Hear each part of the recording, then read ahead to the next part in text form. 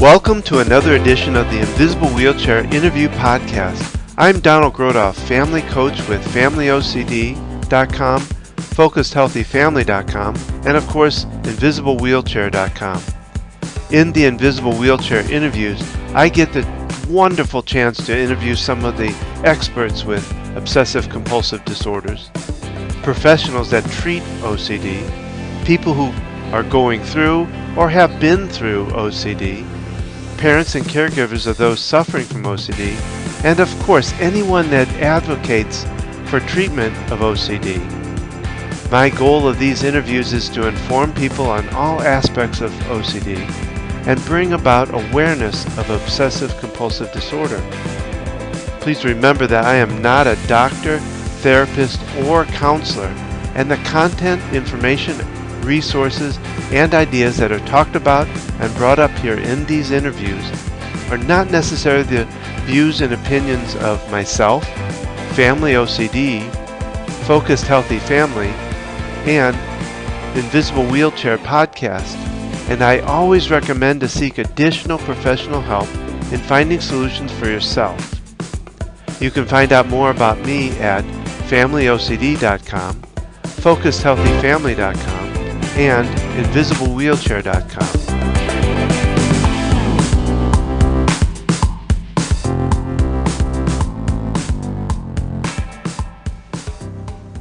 This podcast interview was recorded August 11, 2017.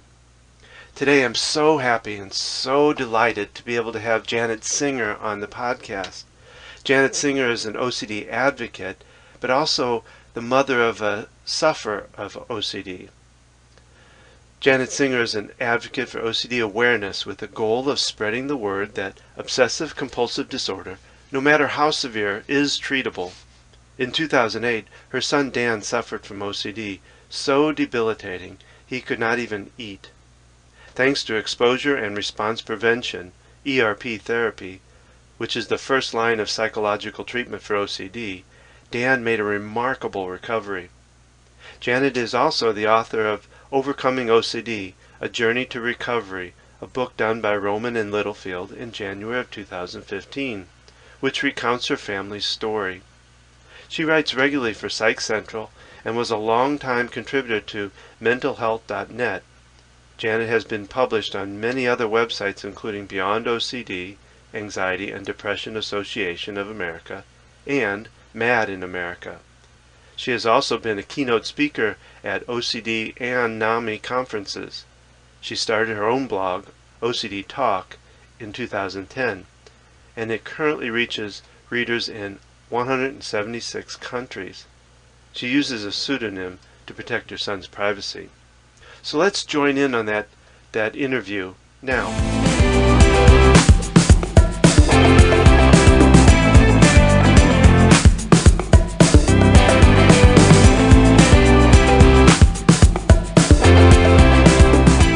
Well, Janet, welcome to the Invisible Wheelchair Podcast. I am so excited for you being here. And again, I say thank you for being here. Thank you, Dawn. I'm excited too. I love to talk about advocacy for OCD. Well, I do too, and that's so we've got that very much in common. What I'd like for you to do, if you could, Janet, is could you tell us your story? I'm fascinated by it. I've read your book, and I think it's a wonderful story. And I say that wonderful, not it probably wasn't fun to go through at the time, but it's wonderful that you're getting it out and you're willing to share it. So if you could share it now, I would really appreciate that. Sure, I'd be happy to. From our standpoint, it started when our son Dan was 17 years old, and he came to me and my husband and basically told us that he had OCD and that he wanted help before he went away to college. He knew he'd be going far from home for college, and he wanted help. So, of course, the first thing I said to him, not knowing anything about OCD, was, "Are you sure, Dan? You never even wash your hands." So that shows my level of understanding at the time about OCD, because as far as I knew, we didn't know anyone with the disorder. It wasn't in our family. And it was a steep learning curve. But I also knew that my son was a smart kid, and if he's saying he has this disorder, that we really need to pursue it. So we took him to his longtime pediatrician, who spoke with Dan privately for 10 minutes, came out and said, yes, he has OCD, he should see a therapist. And I believe at that time he put him on 10 milligrams of an SSRI and really made very light of it, no big deal, see a therapist, get it taken care of. Off he went to the local therapist in town. As an advocate now for OCD awareness, it kind of boggles my mind that we were so naive. It never occurred to me to look into specialists, or that there even were specialists who treated OCD. We just figured a psychologist is a psychologist, and they'll know what to do. And that we, of course, later learned is not true. So as in so many cases, he went to a therapist who told us he knew how to treat OCD, and basically used general talk therapy with Dan, and Dan said, oh, I think I feel a little better. But it was festering, and we didn't realize this. And the therapist played it down and said, he's doing great. He's got some self-esteem issues and this issue and that issue, but OCD is just not a big deal. So off Dan went to college, 1,500 miles from home, so we didn't see him, obviously, often. And he did okay his first semester, and then his second semester, freshman year, is kind of when everything fell apart. I would be talking with him on the phone, and he didn't sound right, and there were issues. And all along we had insisted that he continue speaking with his therapist at home because he didn't want to go to the counseling center at school. And, unbeknownst to us, that talking to this therapist at home was doing him more harm than good. So I was talking to him on the phone second semester, and I said, Dan, you're going to have to come home, or I'm going to come down, or you've just got to go to get some help. And he kept saying, I can't. And that was very unlike our son, because, as I said before, he was the one that came to us and said I need help. And I finally realized what he was saying. He was telling us that he couldn't physically get himself out of his room to go get help. That's how bad shape he was in at that point. So a lot of people say to us, wow, it happened so fast. And to us, to me and my husband, it happened fast, but I think for Dan, it was a gradual oncoming thing, mm-hmm. and it just grew and grew, and we just weren't there. We just didn't see it. So I immediately flew down to be with him, and at that point, he was in rough shape. He hadn't eaten in over a week. He was basically sit in a chair for 8 hours and say, in 8 hours, I will, go back to my dorm and do something. And he was just totally dictated by OCD. And I was terrified. I thought that I didn't know that this disorder was treatable, because obviously he had been getting, quote unquote treatment, and here he is in this condition. And I'll never forget that feeling of just feeling like, is he gone? Is he ever going to be back? I mean, where's my son? What's going on? Yeah, I know that feeling. And it's probably one of the scariest feelings in the world. Yeah. And I wasn't even thinking clearly myself, but we were lucky that we have a close friend who's a clinical psychologist who I called, and he said, you've got to take him to the emergency room, because aside from the OCD, he physically, he hadn't eaten, or it was unclear whether he'd had anything to drink. He certainly hadn't had anything to drink in the couple of days that I'd been there. So I took him to the emergency room, and he was dehydrated, and he had low potassium, which can contribute to confusion. So that certainly didn't help his situation.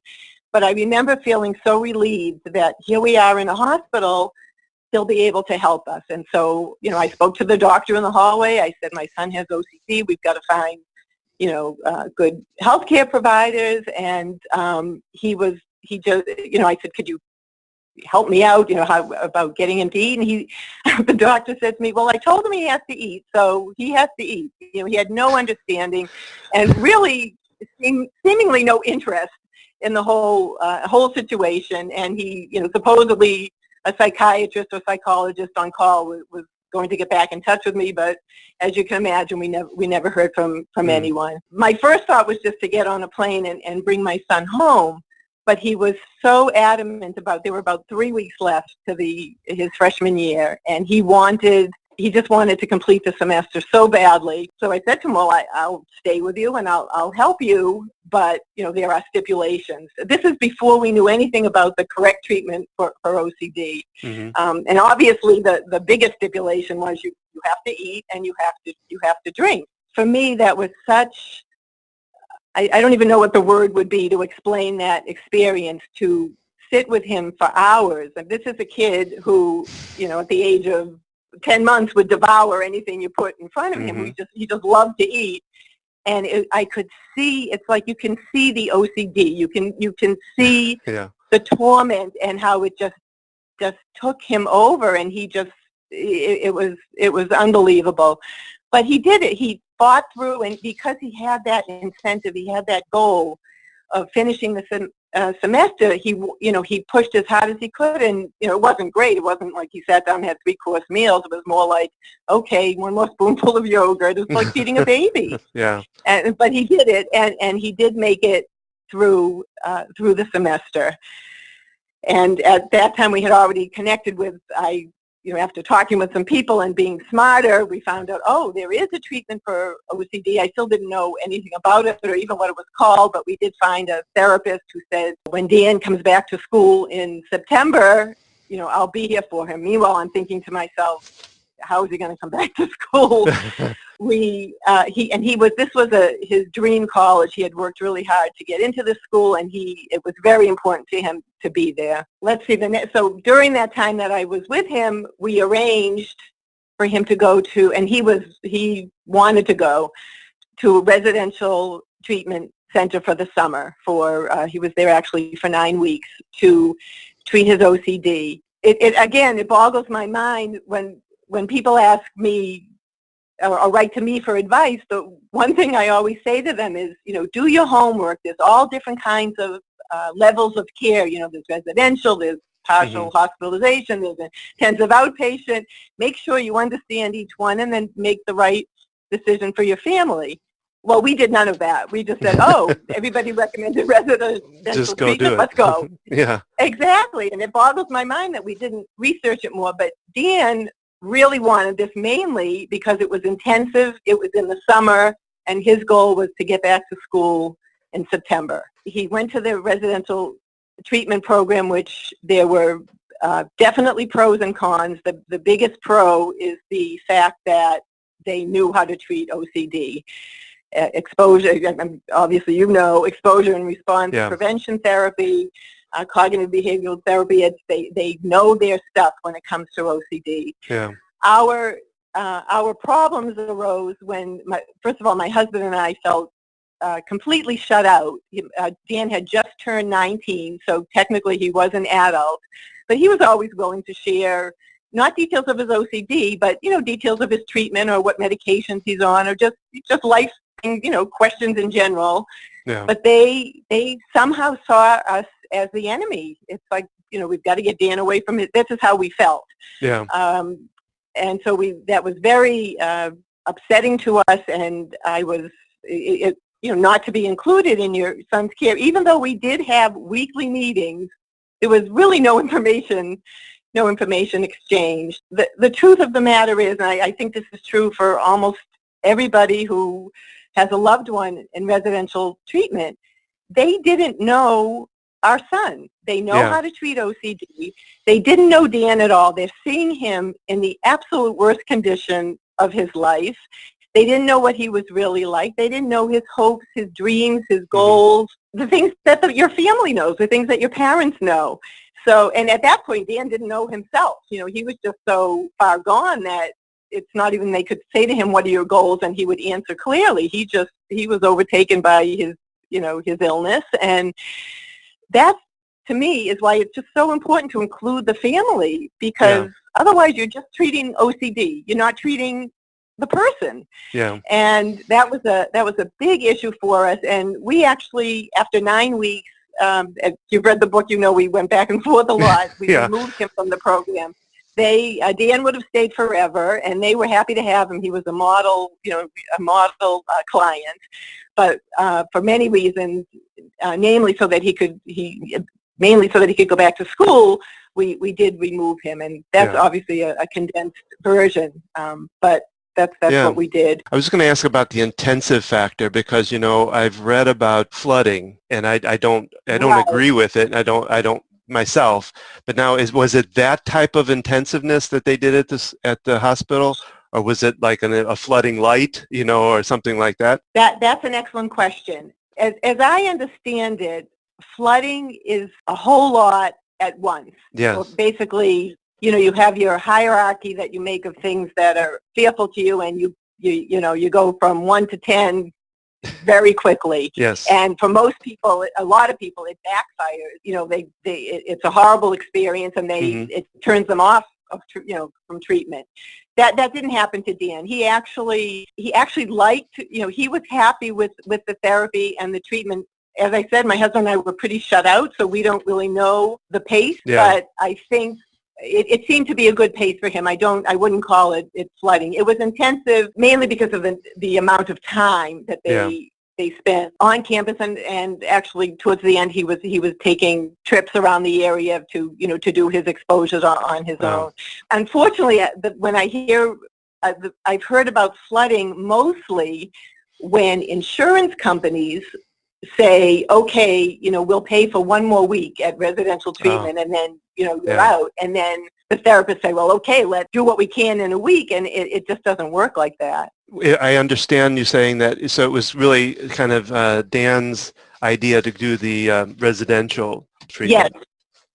Well, it was suggested we did end up seeing a psychiatrist and therapist who later became his therapist while I stayed with him for those few weeks at school, and they both, spoke with him for 5 minutes and then recommended residential treatment, and he was all for it.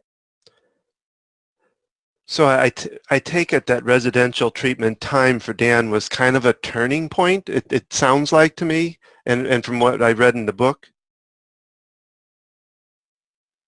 I would say as far as treating his OCD, that was definitely a turning point, mainly because it was the first time he had the right therapy. Okay. So yes, that was a turning point, and I would like to say that's the end of the story, but there were other things that did happen that made it not such a smooth ride from there. And I can continue with that now, or we could talk about other things. Well, I know from my own, OCD one is one that, and maybe you'll agree with this, I don't know, but that tends to, you go back, it seems like we keep wanting to come back sometimes with a vengeance, even though you seem to be getting past it, it just rears back up and says, I don't want to leave yet, I'm not done yet, Right, that's true, and it usually comes back in some, it morphs into a different obsession, different fears, and that's true. But in Dan's case,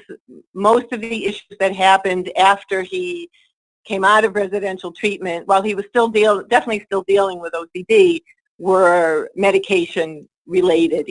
He was put on a lot of wrong medication and too much medication, and that became a whole big issue for our family and for him, unfortunately. Now that you've gotten to this, and you're looking back at it, what I'm trying to do with what I talk about is to help families know in advance what they can do and what the resources and all that. What would you do differently if you were to do it again? That's an excellent question, and it's kind of a tough question because it's hard to know if we had, thankfully our son is doing really well now. If we had done things differently, what would the outcome have been? We don't really know. But one thing I definitely would have done differently is I would have done more of my own research, not just accepted the word. People defer to experts all the time, and I'm not knocking, doctors, psychiatrists, psychologists. There are some amazing people out there. We all have to do our own homework, and it's not just for OCD. I think it's for anything health-related. We really didn't do that. And as far as the residential treatment program, I think that people need to ask a lot more questions than we did. I mean, we didn't ask any, except for when can you take them. That you need to feel comfortable with what is going to be happening there. How much will we be involved? What if we have questions? How do they get answered? And what if we're not happy with the answers? What is the procedure for involving family. And then there aren't so many surprises, hopefully. You can say, oh, wow, this sounds perfect for our son or daughter or loved one, or, there's no way I'm sending them there. So there are options as far as treatment. So I think if we would have done one thing differently, I would have looked into other options, like a partial hospitalization where Dan would have come home at night and we could have talked and at least seen him, instead of being so totally isolated from him. So in other words, being part of it, instead of being shut out from it would be really important. Exactly. And that's, exactly. Let me ask you this. I know with my own scenario is it really took a toll on our family, on our relationship with my wife, on my family. How did you see it affect your family? You only have the one son, correct? We have two daughters also. Oh, okay. It was a little different situation as far, it wasn't like having a young family and having 3 children at home together. When Dan was in rough shape, he was away at school. Our older daughter at the time had just graduated college and was living on her own. So she, our family really wasn't together, I guess you could say. Our younger daughter was more affected because she was home with me and my husband and Dan when he was living with us, which really wasn't for that long a time. Even if you're not together, it's the tension and the stress and the constant levels of anxiety that you're all feeling. And I honestly didn't even realize how much it affected all of us until things got better and eventually started to feel normal again, that we realized for over 2 years things just were not normal. We were always just so stressed. I can't think of any other words. So of course it affected our relationship, and I think if you don't have a strong relationships to begin with, you could see how they could just fall apart. Yeah. I also found it interesting that you journaled it, and I was going to ask you how that kind of journaling it and how that led to the book. I journaled it not because I had a book in mind, but honestly, just to keep everything straight in my own mind. There were so many doctors and so many medications and so many appointments that I just started writing everything down, and then kind of added my feelings and what Dan did today and this and that, and so it did become a journal. And I also found that it helped me cope. It helped me feel better just to kind of get everything out on paper. And then I would tell a few close friends what was going on in our lives, and first thing everybody said, of course, was, oh, you should write a book. You should write a book. And a book was in my mind. I wasn't thinking of it seriously. And then when the dust really began to settle with Dan, and I did know I wanted to, continue just advocating for OCD awareness, I'll tell you that there was a turning point. It was the 2010 IOCDF OCD Awareness Week. They had a program where they had people they were streaming in talks from people online, and they have like a chat room where you could connect with people. And I'd never done anything like that in my life, but I thought, I'll just jump in and chat. So somehow I connected with this young woman, and she was chatting with me, IMing or texting, I don't know what you call it. We were talking on the computer. Yeah. And she said, she was distraught. She said, I'm trying to do everything right. I've been in therapy for over 3 years, and I'm just getting worse. So I typed back to her, and I said, is the ERP therapy too hard for you to do? And she typed back, and she said, ERP with a question mark, what's that?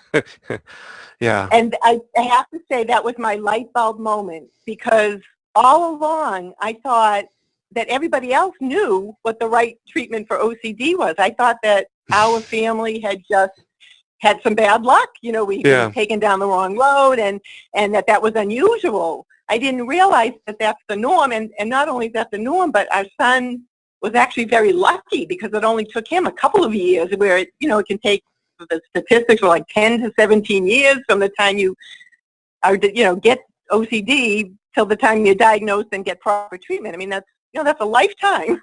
Yeah. So at that point, when I realized that, I thought, I have got to write a book. I have to get the word out. How come people don't know this? And so that was one real push for me to write the book.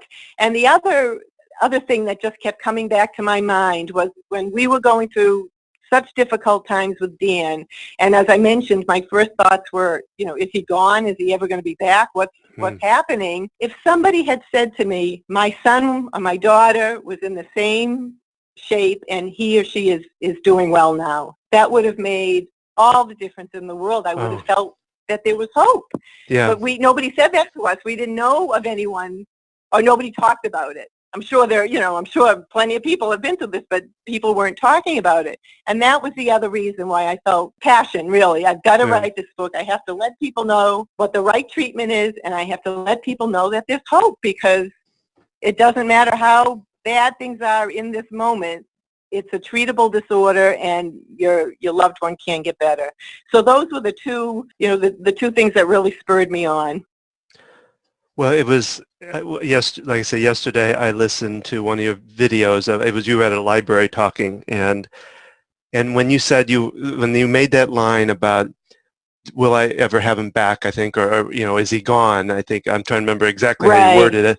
It hit me because that's exactly what we went through. My daughter at times was like a zombie. And I looked at her and thought, oh my God, am I ever going to have my little girl? And she was only 7.5 or 8, when she was there. So yeah, so it was that one caught me, and then to know, because then that tells me that we're not alone in that thought. When you said it right to my heart.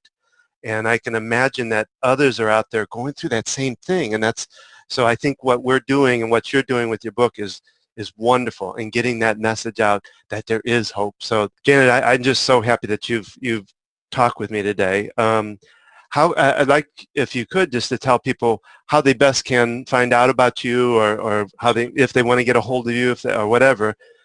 So if you can kind of lay that out. I'll also put it on the website, but I'd like you to mention some of the ways that they can find out more about you. Okay, thank you, and it's been a pleasure speaking with you.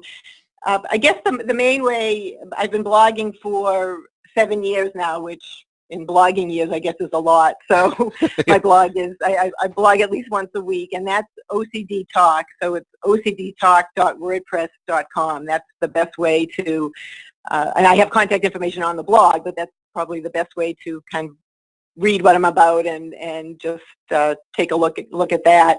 If people want to connect with me directly, my email is on the blog site, but it's ocdtalk@yahoo.com. And so those would be the best ways to contact me, and I do respond. I get a lot of emails, and I respond to everyone, because as you said, to me that's one of the main things we're dealing with here, is we just want to know that we're not alone. And believe me, we're not alone. So many people suffer from OCD. So those would be the best ways to get in contact with me. My book, Overcoming OCD, A Journey to Recovery, is available through all the book websites, Barnes & Noble and Books A Million, all of those. It's on Amazon. It is in a lot of libraries and bookstores as well. And I'm happy to say that next month it will be coming out in paperback. I don't have an exact date, but I've been told some point in September that we will have a paperback version. So that's pretty exciting. Hopefully reach more people. And the name of the book is too, I'll have it on there, but I want you to mention it here too. Okay, Overcoming OCD, A Journey to Recovery. Well, again, Janet, it's been fun to talk with you. I am so excited that I'm going to be able to put this out and let people hear it. And again, I thank you so much. Thank you. It's been my pleasure. This concludes this podcast. Please remember to leave comments for me, because that really helps me to understand what you're looking for and helps give me fodder for the next possible podcast. Also, I'd love to hear your invisible wheelchair story if you're willing to share it. If you are, feel free to go to invisiblewheelchair.com and click on Tell Your Story. Now, if you've heard these things and you feel like you need further assistance or some help in what you're going through, and you want to spend some time with me working through those issues, then feel free to book a session at focusedhealthyfamily.com or familyocd.com, or simply call me at 704-562-1630. I hope you've enjoyed this podcast. will join me for the next one. Remember, keep tapping, talking, and transcending your life into new heights. Thank you, and have a great day.